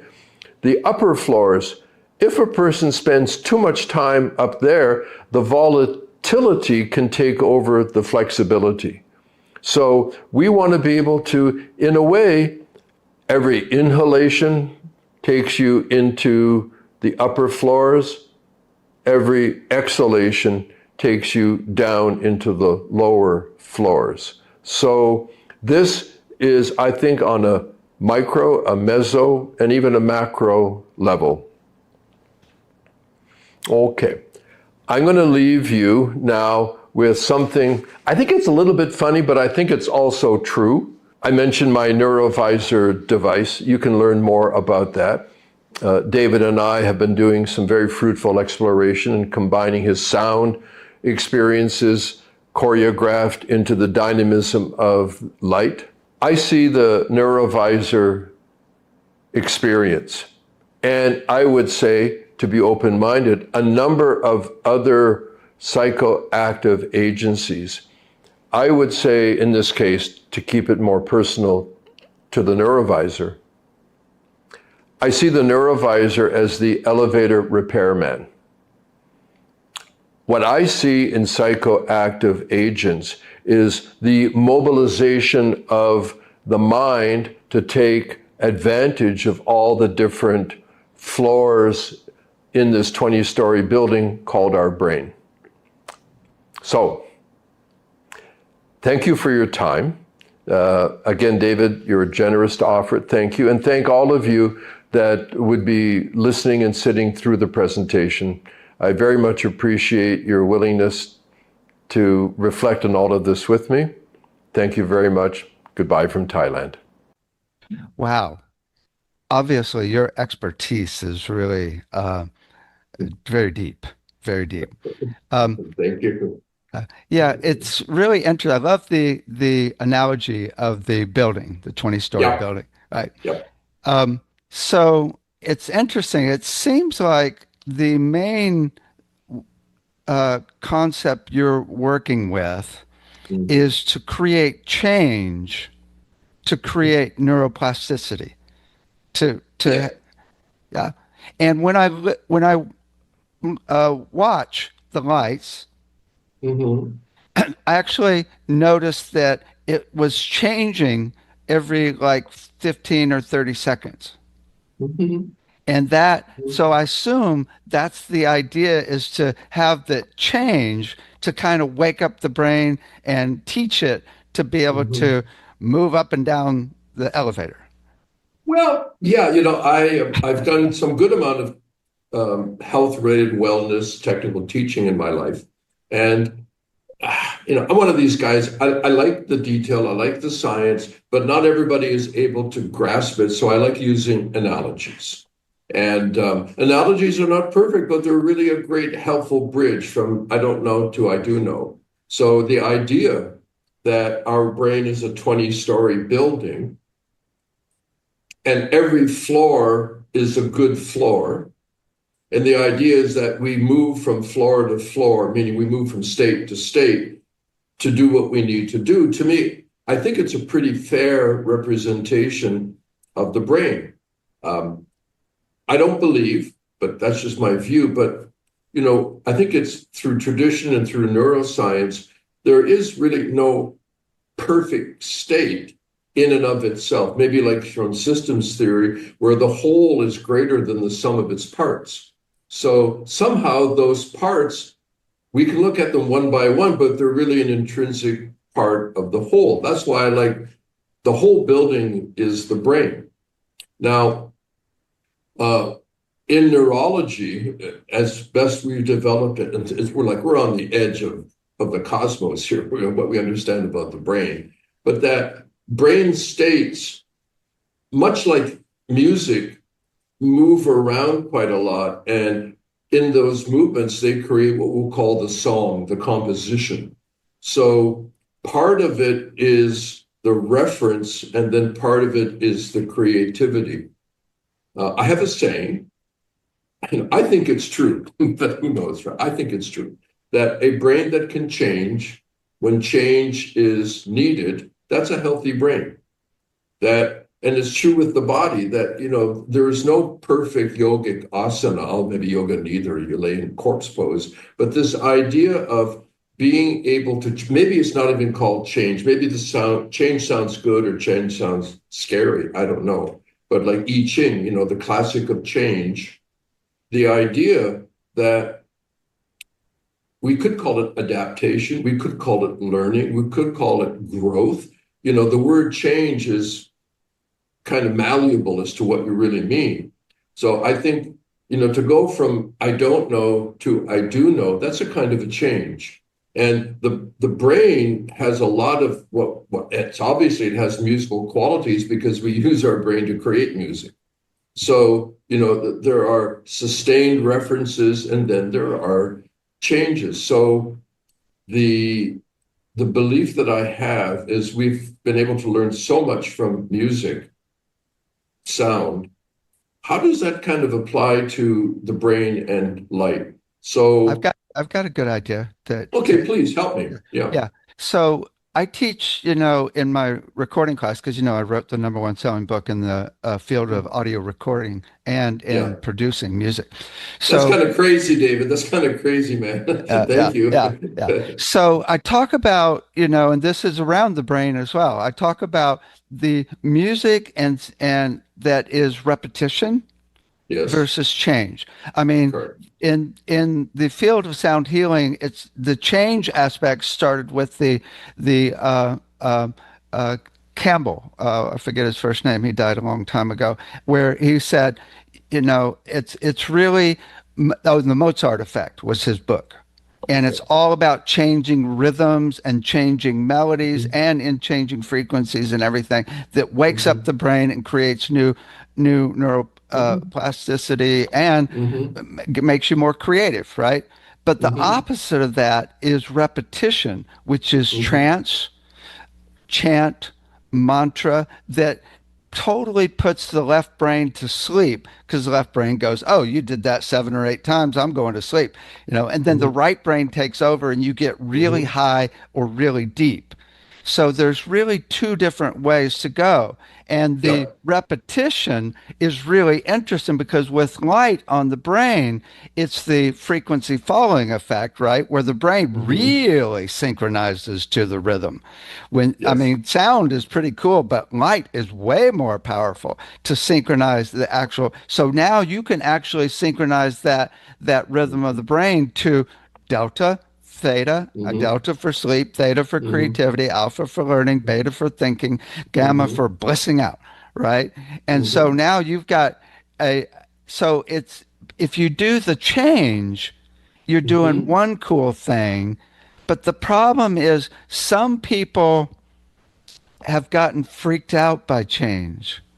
They Hmm. can't Sure. handle, they're now in fight and flight all the time because they can't, they're overwhelmed by change, Hmm. Sure. right? So Yeah. it seems you have to be a little careful with Yes. people that are really fragile because Yeah. maybe they need the more stable, consistent repetition or just want to get high that way. But we're riding in the same car. I see what we'll call predictability or unpredictable, certainty and uncertainty, sustained or change. I see them as lovers. I see them as dance partners, and that I won't say they need to be balanced. I don't much believe in balance, but I think it's harmonious that they each play their part, and this is one of the reasons why I'm intrigued for us to explore some collaborative creativity.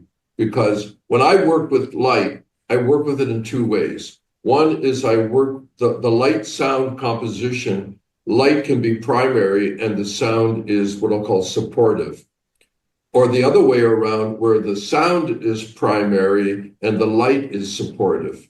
And working uh, with what we expect and intend to do and what we've experimented with, my role is to be supportive of the light, pardon me, supportive of your sound. The sound is the boss, and my role with the light is to augment or expand, or that word I used before, to add a dimension to the sound that is still true to the sound, that the light is not doing something different. So it's a little orchestral in the sense that you have instruments and coming and going. So I'm right with you. The I love it. I'm not a fan. I don't believe in constant change. We would all be dead. We'd all Right, be dead. right, You right, know. right. Well, it's interesting because what we're doing to tell people is really cool, and that is, I've Yeah, been please fine. do because it's your gig, and Oh my I God! mean, It's a combination of what we're doing. It's so cool. I'm really excited about it. I mean, no, so what we're doing is, I've been finding a person's metabolism rhythm, mhm, basically an average of their heart rate and brainwave rate, which you don't have to average out when they're at peace. And I play mhm, each of the 12 notes and rhythms and see which one makes you the most peaceful. And then I give people music with delta rhythms for sleep, theta, create alpha, beta, and gamma, tuned to their brain. And the mhm. research has shown that when it's tuned to you, it's way better. It's really Yes, way better. So absolutely. now we're not just going to use sound. We're going to have the lights doing it too. Oh my Hmm. God. And my medical intuitive, which I only trust about 50%, maybe a little less, right? See, Disclaimer, right, disclaimer. right, right, right. You never know. But they often, I mean, actually, this one medical intuitive saved my life. She found some blood clots in my leg and sent me to Ooh. the doctor, right? So I Hmm. do trust them to a certain extent. She said this is really profoundly effective for anxiety, for depression, even for early stages of dementia, and to really get you Hmm. back to you where you're at Hmm. peace, right? And especially good for traumatic brain injuries. Wow. Well, to her, thank Okay, you. but now I want to go to the next level. And Please here's do. where I'm excited. Okay, so, I think of also higher consciousness as two things. One is the witness watching it all, Hmm. which could be zooming out and seeing the all stories at the same time. which Yes. also the second level is Hmm. when you're one with the universe, which Hmm. now Jeffrey Martin can show when you're there by the EEG map Okay. La and la. in the Yeah. lab, right? And when Hmm. you're one with the universe, you are all. So you are like a all levels at once to be able to Okay. see. Hmm. I mean, which is interesting because you said one thing that really stuck with me. It said when it's really cool when you're really aware of when you're really relaxed. Because Yes. most Yeah. people are kind of go out, and it's That's right. and that's really that's kind of awake and relaxed at the same time. Yeah. You It's do the left non-dual. and It's a non-dual premise. uh-huh. Uh-huh. So Yeah. you're really doing the left and right brain thing simultaneously, which Hmm. is in a sense a balance of the sympathetic and parasympathetic. As well. Yeah. Well, okay. I'm right. This is my juice. I love it. Thank you. It's an open door. But by the way, as a side note, hemispherically, one of the principles in the device design is called wide field immersion. And the distance, the width, the height, all these things are such, it does a few different amazing things, but one is because eyes are actually divided left, right hemisphere, each eyeball. It isn't one for one. In wide field immersion, the stimulation tends to harmonize with both hemispheres. So it's kind of a hidden hemisync Monroe thing that is built in. So even though some kinds of information are more preferential, left analytical, or right holistic, the input is delivering specifically to one hemisphere or the other, but most of the time both hemispheres. So that's just a side note because you mentioned Which creates hemispheres. left and right brain synchronization, I would think. It does, yes. Which So is very cool. um, the my personal, I've been working with sound and light since the mid '80s. I'm older than you. I'm an old guy. So, and the evolution of the whole thing. Most recently with this, I was inspired for a few reasons. One was the medical science of neuroplasticity. That was an inspiring movement forward, plus the advancement of the technology. So let's go back to that neuroscience technology thing. For me, I've been doing this particular project with prototypes for almost 10 years now. The company is new, it's barely 3 years old. This is, in 3 words, this is the the trajectory of my experience doing it for myself.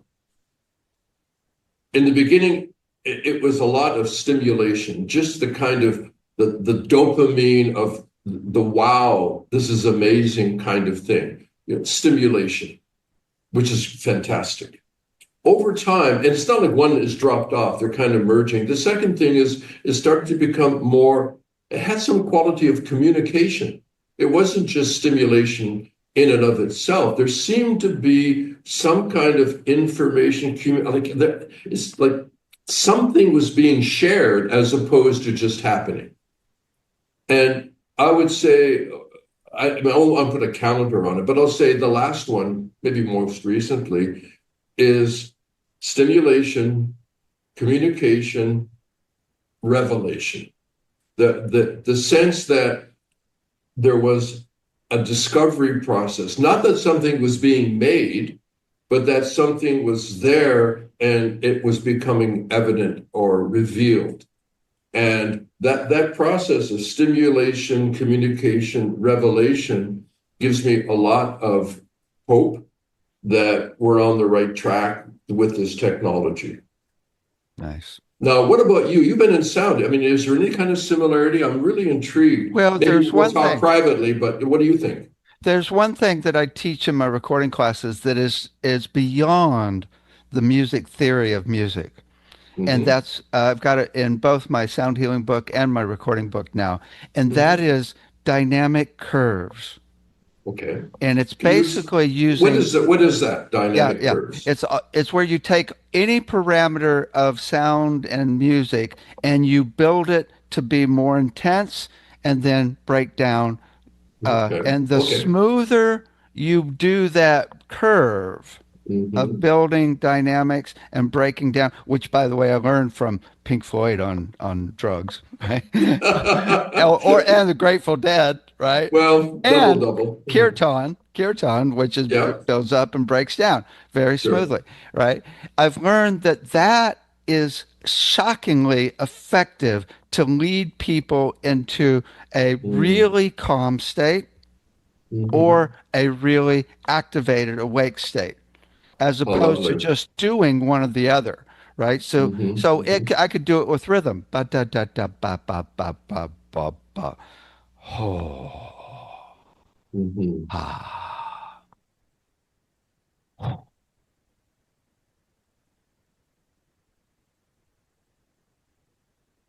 You're good, David. Cut it Right, right. Instead, if I had done a out. deep breath in the beginning, it wouldn't have been nearly as effective as if I led you there. So Okay. that's what I found. I mean, a lot of people, they do sound healing music, they just float, right? Yep. A And lot of whereas floaters. if Yeah. you, and this could be speeding up the lights Hmm. very Hmm. slowly, so you hardly notice. It could be making them a little brighter, right? Or Hmm. doing more lights at once, right? Sure. Instead of, Yep. so Hmm. there's all these different parameters you can use to create that dynamic. And that's one thing I Okay. think I've is got my version of your dynamic curve. okay, Um, cool. and it's not, it's a version of the same thing. The short story is at some point a little while ago, I'm doing all the neurology stuff because I believe that there's some instruction there. I work intuitively and artistically, but I also try to work what I'll call scientifically, as you do, I'm sure. That it was the progression, the neurological progression of adaptation, neuroplastic chain. It was reminding me of something. It's like there's some familiarity here, and I thought, oh shit, I think I see something that every neuroplastic change is a micro hero's journey that the hero, well, I won't go into the detail, that's all Campbell stuff, but I have to tell you, I yeah. studied and did my main thesis in college on Joseph Campbell's hero's journey. Okay, well, rock and roll. All right, so you got it. I mean, I know it in detail. I'm sure you It's do. so cool. So, but this trajectory, upper world, underworld, all of this is, that's the comfort zone of prediction, then unpredictability, change, the demand of change, the exploration, discovery, the treasure is discovered, meaning the benefit is there, then coming from the underworld to the upper world again, bringing it back and using it as a purpose. So I thought, the hero's journey is the proto myth because it's based on the proto psychology of comfort, change, and discovery. And that's based on the proto neurology of neuroplastic change. That thing, that's going up and down the elevator in the building, which is how we grow. Something is working and then it stops working. What do?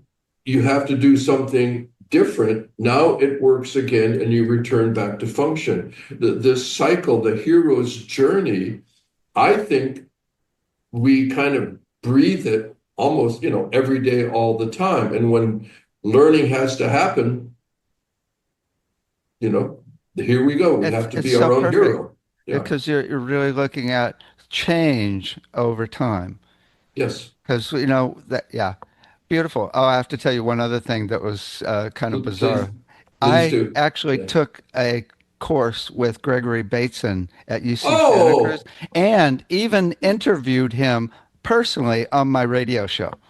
well, okay. Now I'm jealous because he's my information hero, Oh my, Gregory Bateson is like, he's talking about flow, right? He's the flow master, right? He writes a book that people have to write books so you can understand his book. Yeah, yeah, yeah, yeah. Anyway, okay, well, okay. Joseph Campbell, Hero's Journey, Gregory Bateson, we're brothers from another mother or something like that. Because yeah, absolutely. Cool. Well, what I'm really interested in is ultimately doing EEG maps on people that can actually access oneness, Yes. and then using sound and light to entrain them exactly Hmm. to that relationship of Hmm. lobes, right? That's what I'm Yes. really interested in. I think doing it, as I always say, the more ways you lead a horse to water, the more chances it's going to drink. Right. So what we use not only sound, let's use light, let's use electromagnetics, let's use quantum Yeah. frequencies, let's do the whole thing. And then people won't have a chance but to get freaking high. Well, hallelujah, some people say. Not just Leonard Cohen. Right, right, right. Yeah. Cool. Okay. David, Well, it's a pleasure, man. Thank you very much. Thank you again. Uh, you're generous in inviting me to, speak to your community. I'm very honestly, I believe in collaboration. There's what I know, there's what you know, and then you put people together, good things can really happen. So thank you for the willingness to explore with me some light with your sound. Thank yeah, you, man. thank you. We should have your devices and the frequencies that you are creating of in the light tuned to different people ready by the time this airs so people can check it out on our website. Well, rock and roll. Yeah, Yeah. let's do it. Thank you for your expertise and your Okay. service. Okay, say hi to your cat, Yeah. by the way, for me. Okay. See See ya. you around the campfire. Bye-bye. Bye.